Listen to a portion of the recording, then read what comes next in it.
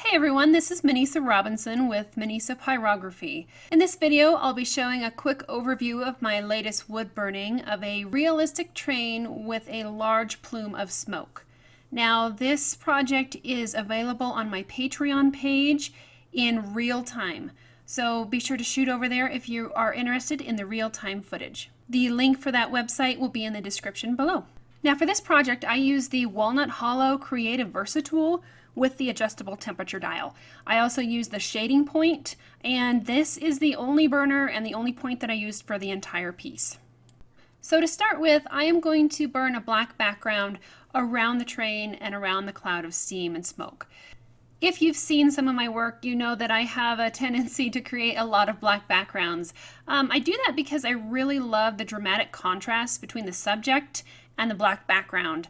Now keep in mind that burning black backgrounds, it does take a little bit of time and can add a couple hours of work to your piece, but I really love the way it turns out, and so I'm willing to kind of put in that time. Now before I actually start laying in the black background itself, you'll see that I kind of outline everything first. This gives me a little bit of a heat buffer so that when I do lay that shading point flat on the wood and go back and forth in small sections, the heat doesn't transfer over into my lighter areas. So it's really important to create that buffer first.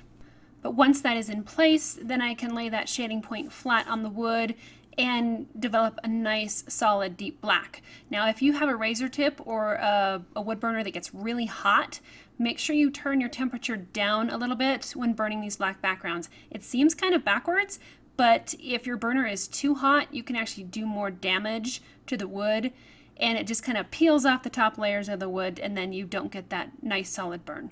Now as I move on to the steam cloud itself, I'm going to be working kind of in the darkest areas first and blocking those areas in. I'm using the upper part of the shading point, just kind of back and forth like you would use it like a pencil. And I slowly build up my values, starting from the darker ones and then moving to the lighter areas. These clumps of cloud and smoke, they're very abstract. And so that's something that is helpful to remember, to burn each and every shape that you see. But as we are burning these individual shapes, always have a really soft edge.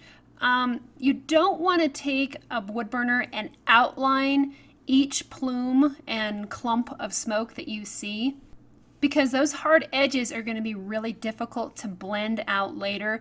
So make sure to keep your edges really soft. A lot of times when I'm working, you'll notice that my left hand is kind of on the reference photo. I do this when working on a really intricate piece. It just helps me to keep my place because, you know, sometimes I go back and forth looking at my reference photo, and if I have to find each little clump or nook or cranny that I'm working on, it takes so much more time. So a lot of times I'll just rest my hand on that reference photo, and that's why my hand is kind of moving around there.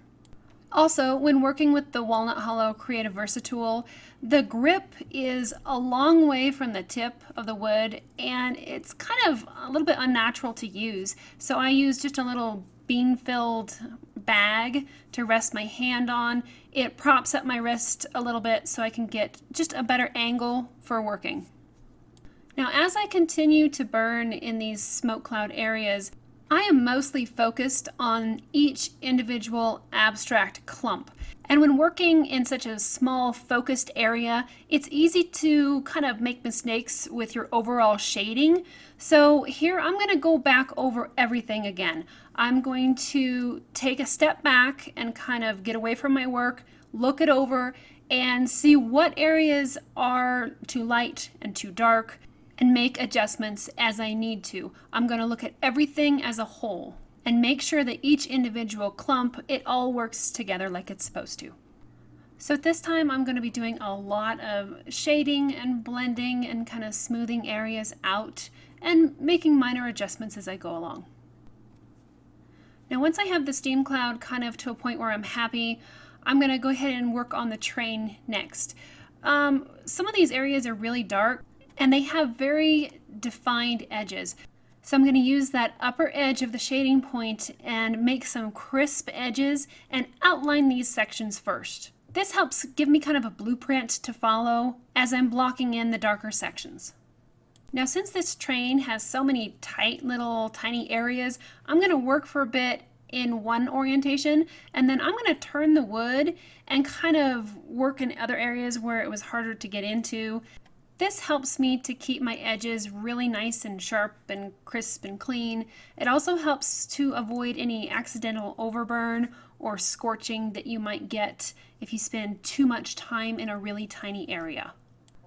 After I get the majority of my dark sections in there, I'll go back over those dark areas a little bit more and kind of make some of those areas richer and darker before I move on to the shading. The shading is done again with the upper tip on that shading point, and I usually start out pretty light and then slowly build up my values darker and darker. This helps gives me a little bit more control over the shading.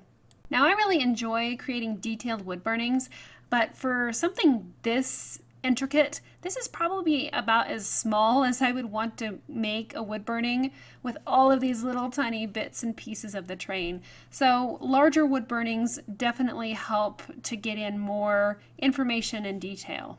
So after I have done the smoke cloud and the train, I'll start building up the foreground. This is going to take a lot of layering. So to start with, I will block everything in really light, kind of like with a light sketch, and then I'll go back in and start building up some values, some midtones, and then keep working it over and over, adjusting the values, making sure that everything is dark enough.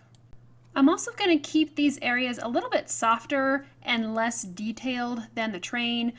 I really want the train to be the main focal point in the piece, so I'm going to give that foreground a little bit of a softer and more abstract feeling. You'll also notice that once I burn in the foreground, I will go back over it several times to make sure that everything is dark enough. When you're working with a wood burning, you want to make sure that the things that are closest to the viewer are going to be a little bit darker. And as things recede into the distance, they'll be a little bit lighter. That will really help to give you that push and pull that creates realism and depth in a wood burning. And once I get the foreground kind of in place, I will blend it together with the train, and then I'll start building up those smoke clouds in the background and make sure everything works together and it has a nice soft and blended feeling. And finally, I'm going to darken up the edge of the smoke cloud in the background a little bit more.